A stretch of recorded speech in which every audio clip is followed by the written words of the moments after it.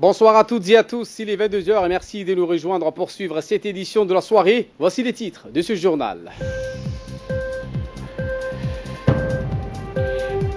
Le ministère des Finances a abrité aujourd'hui une importante réunion sur l'intégration régionale.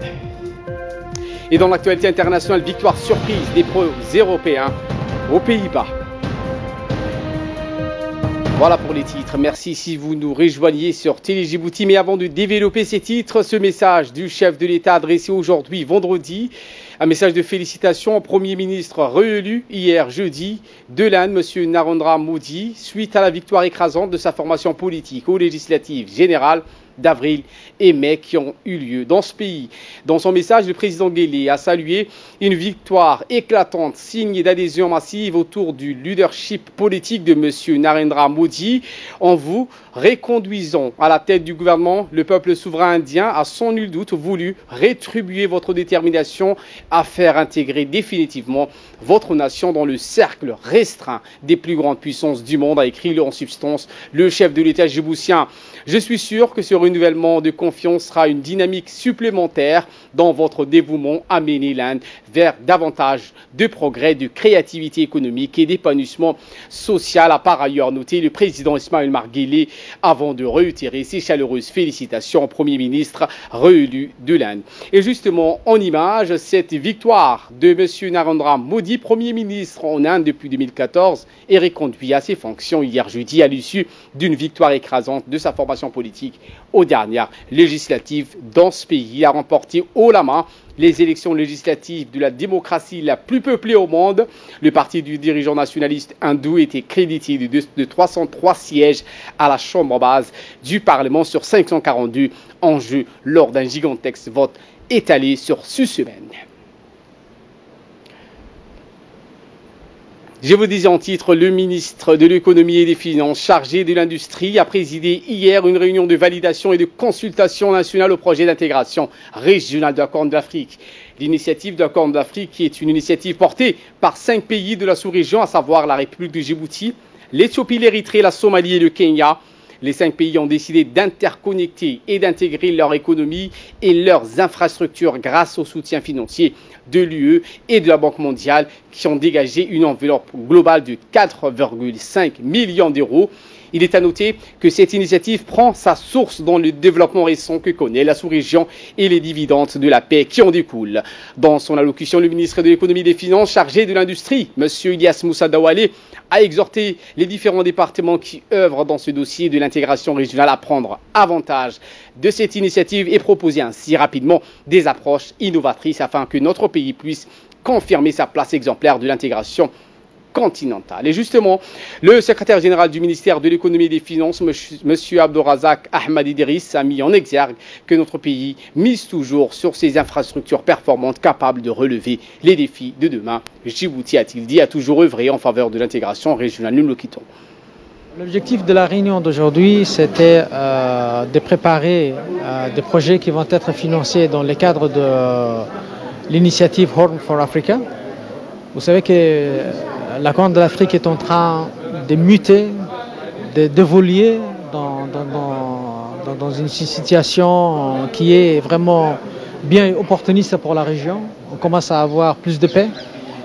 Certains pays qui étaient en guerre se rapprochent. Je parle de l'Éthiopie et de l'Érythrée, et même de l'Éthiopie, de Djibouti et de l'Érythrée. Donc il y a une nouvelle donne qui est en train de se créer. Comment maintenant faire bénéficier cette évolution de façon positive à nos populations.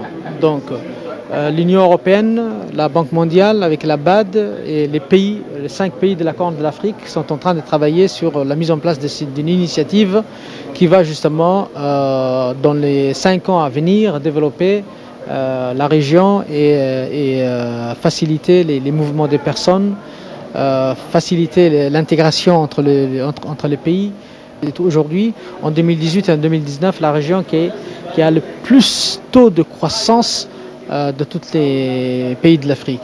Donc nous voulons capitaliser ça et aller encore plus approfondi. Donc c'est l'objectif même de cette initiative pour laquelle on est en train d'avoir une réunion aujourd'hui. Direction Jeddah en Arabie Saoudite, où le ministre de l'Urbanisme, de l'Environnement et du Tourisme, Mohamed Abdelkader Moussa Helim, participe à la 18e réunion du Conseil des ministres de l'Environnement des pays membres de l'Organisation régionale pour la conservation de l'environnement de la mer Rouge et du golfe d'Aden. Lors de cette session, le ministre était accompagné de M. Aden Hassan, conseiller technique du ministre de l'Urbanisme et de l'Environnement et du Tourisme, M. Ali Medah Shehem, directeur des affaires maritimes, et M. Ali Moussa Miad, chargé des affaires du consulat de Djibouti à Jeddah. L'ordre du jour de ce Conseil des ministres de l'Environnement et des pays membres du PERSGA comportait plusieurs points, parmi lesquels le plus important a été l'activation de la déclaration de la région de la mer Rouge et du golfe d'Aden. Retour à Djibouti, où le secrétaire général du ministère de l'Équipement et des Transports, Saïd Nouh, a donné hier le coup d'envoi au Sheraton Hotel d'un atelier sur l'enquête et des déplacements quotidiens des personnes et les réseaux du transport urbain. Un atelier qui a vu la participation de l'ensemble des acteurs du transport public urbain, des transports communs, les institutions sectorielles et la société civile.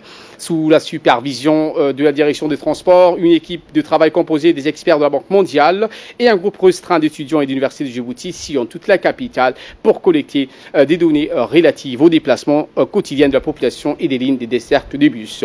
Pour plus de précisions, écoutons le secrétaire général du ministère de l'Équipement et des Transports, M. Saïd Nouh. Tous à cette journée de lancement de collecte de données concernant les itinéraires de desserte du transport urbain.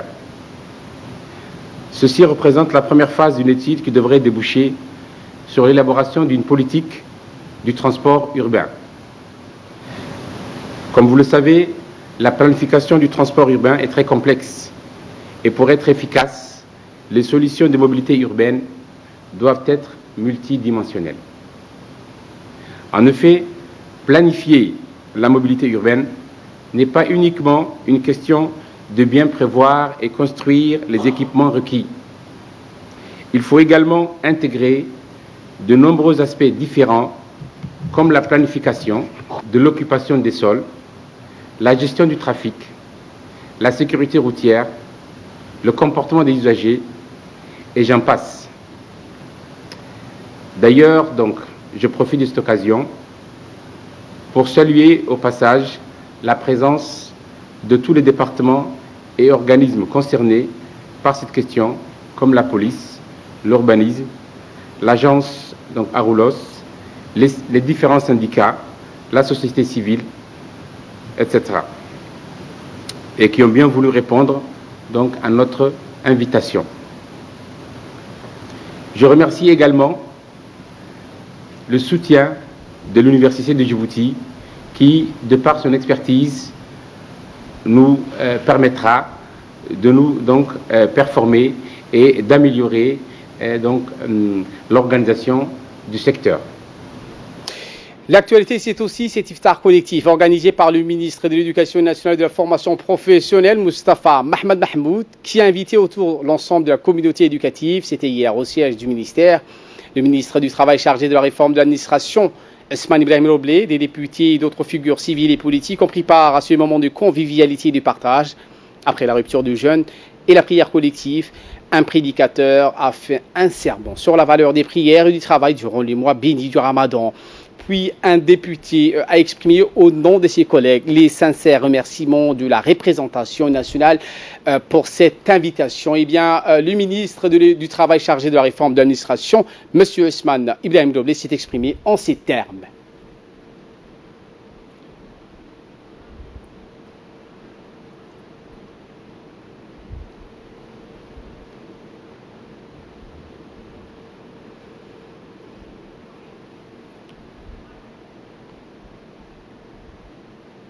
Écoutons le ministre de l'administration, M. Ousmane Ibrahim Roblé. Rien n'est plus beau, rien n'est plus motivant, rien n'est plus prenant quand on travaille dans une atmosphère de sérénité, de confiance, d'hommes et de femmes exceptionnelles. Et j'adresse un regard particulier à quelqu'un parmi vous pour œuvrer pour le bien de ce que nous avons de plus cher au monde, nos enfants et nos élèves. Je voudrais vous dire, et je le crois sincèrement, que vous exercez le métier le plus noble au monde. C'est un métier dont on doit être fier. Je voudrais donc vous dire tout simplement, parce que j'ai été avec vous, parce que j'ai collaboré avec vous, parce que j'ai travaillé sous l'autorité de son Excellence le ministre de l'Éducation nationale et de la formation professionnelle, Moustapha,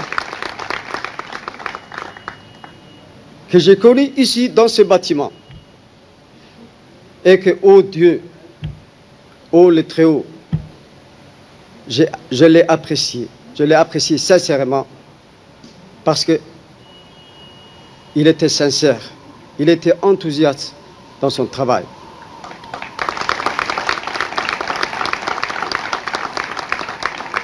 Je voudrais lui dire merci, merci au très fond de moi-même. Mes chers collègues, vous avez là-bas, non pas à des milliers de kilomètres, mais à quelques pas de ce bâtiment, un ministère dont les portes sont grandes ouvertes pour vous. Et pour sa part, le ministre de l'Éducation nationale et de la formation professionnelle, Moustapha Mohamed Mahmoud, a souhaité donc un Ramadan Moubarak à tous les corps éducatifs. Écoutons.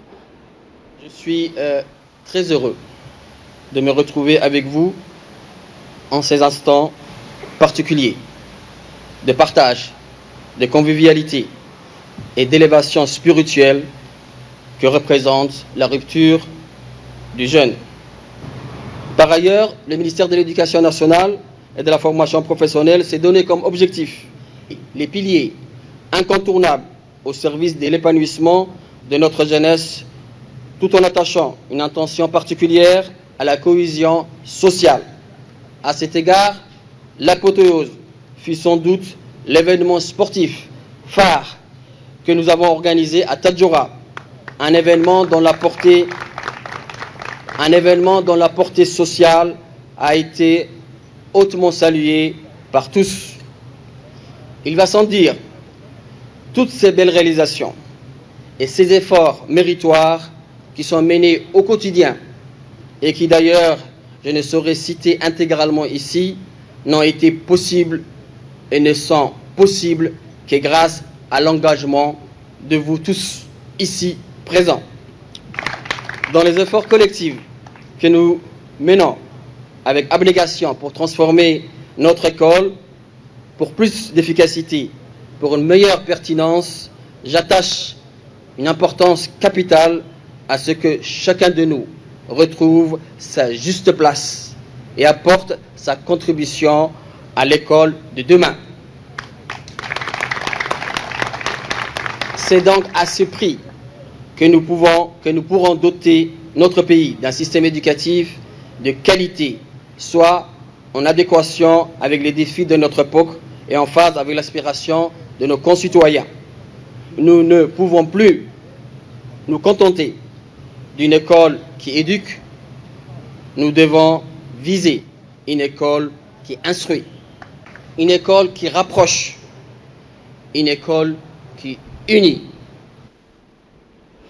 Dans l'actualité internationale, cette fois, le président centrafricain a décrété un deuil national de 3 jours depuis hier après le massacre de civils dans le nord-ouest du pays et l'assassinat d'une religieuse espagnole. Plus de 50 civils ont été tués ces derniers jours dans l'ouest dans une série d'attaques autour de la ville de Paoua, selon un nouveau bilan de la force onusienne dans le pays. Une enquête a été ouverte par les autorités locales avec le soutien de l'ONU. Des casques bleus patrouillent dans la région avec les forces armées centrafricaines.